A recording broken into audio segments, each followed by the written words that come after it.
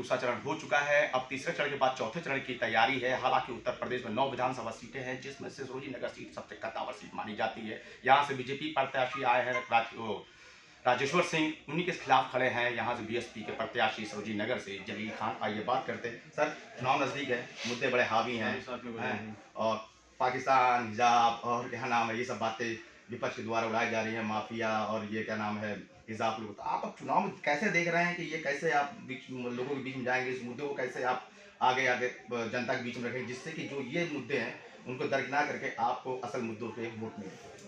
देखिए, ये सब मुद्दे भारतीय जनता पार्टी की एसेसरीज हो सकती है, बहुजन समाज पार्टी की एसेसरीज नहीं है। बहुजन समाज पार्टी ने हमेशा गरीबों, किसानों और मजलूमों की बात कही है और गरीबों, किसानों और मजलूमों के हित की रक्षा, हित की बातें अगर माननीय बहन जी हमेशा करती रही है। मैं आपको बता दूं, जिन लोगों के ऊपर सर पे छतें नहीं थी, माननीय बहन जी ने मान्यवर काशीराम योजना से 1 लाख मकान बना के लोगों को लाभान्वित किया, लोगों को छतें देने का काम किया।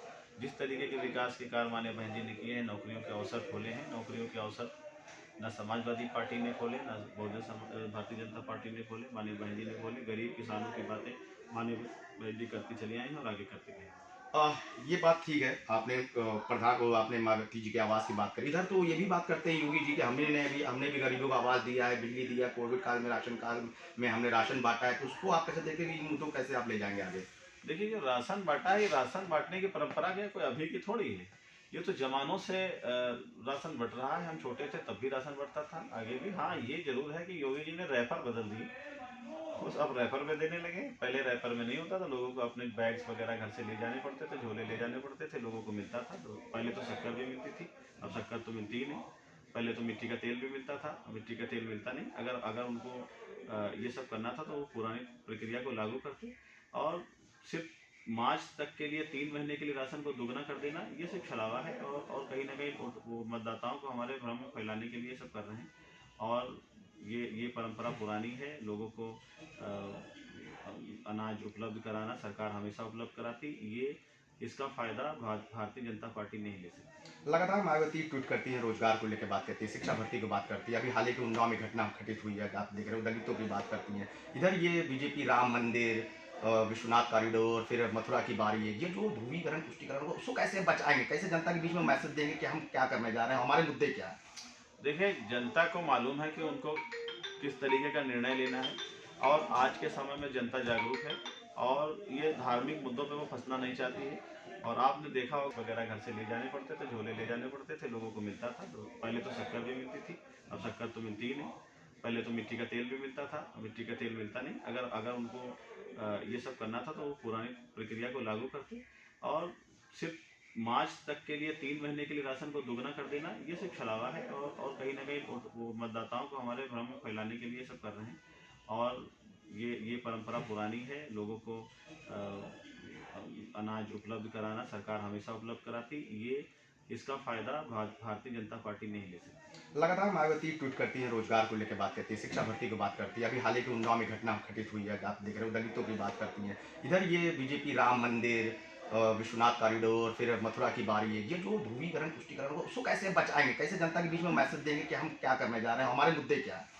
देखिए, जनता को मालूम है कि उनको किस तरीके का निर्णय लेना है और आज के समय में जनता जागरूक है और ये धार्मिक मुद्दों पे वो फंसना नहीं चाहती है।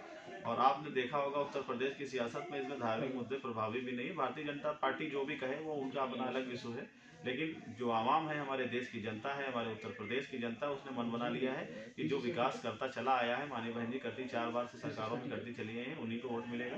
2007 से ज़्यादा चौंकाने वाले रिजल्ट आएंगे। अब एक सवाल ये लेना चाहता हूँ, सरोजिनी नगर आप लगातार दौरा करते हैं, लगातार आप जमीनी स्तर पे लोगों से जुड़ते हैं, जनसंपर्क करते हैं। आवारा पशुओं की काफ़ी समस्याएं आती हैं किसानों को लेकर, तो उसको कैसे आप दूर करेंगे? मवेशी जो सड़क पे आ जाते हैं, गौशालाएं में जो लोग ना होने की वजह से मतलब डेथ हो जाती है, उसको कैसे दूर करेंगे? देखिए, ये तो मैं अपनी जनता से भी कहना चाहता हूँ कि जो आवारा पशु घूम रहे हैं, कहीं ना कहीं वो हमारे अपने पशु थे कभी और उनको बाहर छोड़ दिया गया। ये आप सोचिए, अगर कभी कभी जो गौशालाएं बनाई गई हैं, कभी वहाँ का मंजर आप लोग देखें और वहाँ पे भूख की वजह से गाय और जानवर मर रहे हैं।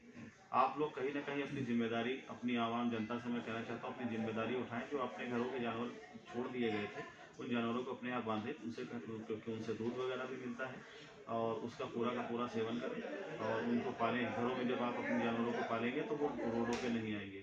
जब रोडों पे नहीं आएंगे तो ये जिम्मेदारी कहीं ना कहीं हमारे आवाम की है, और अगर सरकार की तरफ से जो मदद हो सकेगी मान्य भाई जी करेंगे। अब टेक्निकल सवाल ले लेते हैं। आज से स्कूल कॉलेज खुल रहे हैं, कर्नाटका में आपने हिजाब का मुद्दा देखा, उसको आप कैसे देखते हैं व्यक्तिगत तौर पे, आप एज ए कैंडिडेट और पार्टी व्यक्तिगत? देखिए, किसी भी संस्था का, ये तो मेरा पर्सनल मानना है कि अगर किसी भी संस्था में कोई ड्रेस कोड है, अगर ड्रेस कोड किसी भी संस्था में है तो हमारा मानना है कि ड्रेस कोड पहन के जाना चाहिए। और अगर ड्रेस कोड किसी संस्था में नहीं है तो आप जबरन हिजाब ना पहने, ये करना ठीक नहीं होगा। पब्लिक में अगर कोई ये ले लेगा तो सरोजिनी नगर आप लगातार दौरा करते हैं, लगातार आप जमीनी स्तर पे लोगों से जुड़ते हैं, जनसंपर्क करते हैं, आवारा पशुओं की काफी समस्याएं आती हैं किसानों को लेकर, तो उसको कैसे आप दूर करेंगे? मवेशी जो सड़क पे आ जाते हैं, गौशालाएं में जो लोग ना होने की वजह से मतलब डेथ हो जाती है, उसको कैसे दूर करेंगे? देखिए, ये तो मैं अपनी जनता से भी कहना चाहता हूँ कि जो आवारा पशु घूम रहे हैं, कहीं ना कहीं वो हमारे अपने पशु थे कभी, और उनको बाहर छोड़ दिया गया। ये आप सोचिए, अगर कभी कभी जो गौशालाएं बनाई गई हैं, कभी वहाँ का मंजर आप लोग देखें, और वहाँ पे भूख की वजह से गाय और जानवर मर रहे हैं। आप लोग कहीं ना कहीं अपनी जिम्मेदारी, अपनी आवाम जनता से मैं कहना चाहता हूँ, अपनी जिम्मेदारी उठाएं। जो अपने घरों के जानवर छोड़ दिए गए थे, उन जानवरों को अपने आप बांधें, क्योंकि उनसे दूध वगैरह भी मिलता है, और उसका पूरा का पूरा सेवन करें और उनको पालें। घरों में जब आप अपने जानवरों को पालेंगे तो वो रोडों पे नहीं आएंगे। जब रोडों पे नहीं आएंगे तो ये जिम्मेदारी कहीं ना कहीं हमारे आवाम की है, और अगर सरकार की तरफ से जो मदद हो सकेगी मान्य भाई जी करेंगे। अब टेक्निकल सवाल ले लेते हैं। आज से स्कूल कॉलेज खुल रहे हैं, कर्नाटका में आपने हिजाब का मुद्दा देखा, उसको आप कैसे देखते हैं व्यक्तिगत तौर पे, आप एज ए कैंडिडेट और पार्टी व्यक्तिगत? देखिए, किसी भी संस्था का, ये तो मेरा पर्सनल मानना है कि अगर किसी भी संस्था में कोई ड्रेस कोड है, अगर ड्रेस कोड किसी भी संस्था में है तो हमारा मानना है कि ड्रेस कोड पहन के जाना चाहिए। और अगर ड्रेस कोड किसी संस्था में नहीं है तो आप जबरन हिजाब ना पहने, ये करना ठीक नहीं होगा। पब्लिक में अगर कोई महिलाएं जाती हैं या मार्केट और बाजार जाती हैं, और उनका, क्योंकि उनको संवैधानिक अधिकार भी है कि वो किस तरह के कपड़े पहने, अपने शरीर को कवर करके अगर जाना चाहती हैं तो कवर करके जाएं, कवर करके नहीं जाना चाहती हैं, सलवार सूट में जाना चाहती है, जीन्स पैंट में जाना चाहती है, वो अपने हिसाब से जिस तरीके के कपड़े पहनना चाहती है पहने। लेकिन अगर किसी संस्था की बात करें तो संस्था में उनको हमारा अपना व्यक्तिगत मानना है कि संस्था में जिस तरीके का ड्रेस कोड है, क्योंकि किसी भी संस्था का ड्रेस कोड खराब नहीं होता, किसी भी संस्था का ड्रेस कोड खराब नहीं होता। अगर कॉलेजों की बात करें कि जो जिस तरीके की सलवार सूट पहन के वहाँ जाया जा सकता है तो सलवार सूट पहन के जाए, और अगर नहीं जाया जा सकता है, जो भी ड्रेस कोड हो वो ड्रेस कोड पहन के जाए। कहीं कहीं पर जो पब्लिक में और मीटिंगों में अगर आप बुर्का पहन के जाना चाहती हैं तो बुर्का पहन के जाएं, यहाँ कहीं मना भी नहीं। तो मतलब कहीं ना कहीं विवाद आपस में पैदा ना हो, ये भारत सभी का है, लोग आपस में तालमेल बना के रहें। तो ये हमारे साथ थे सरोजिनी नगर से बसपा प्रत्याशी जलील खान, जो कि साफ तौर पर कहना है कि हिजाब को लेकर बेवजह की चुनाव को देखते हुए तुष्टिकरण की जा रही है और भुनाने की कोशिश की जा रही है। हालांकि सभी से अपील की है व्यक्तिगत तौर पे कि हिजाब को अपने पब्लिक प्लेस में ले जाएं, उनका व्यक्तिगत संविधान का अधिकार मिला है, पर हाँ अगर ड्रेस कोड है तो जरूर उसको अपनाएं।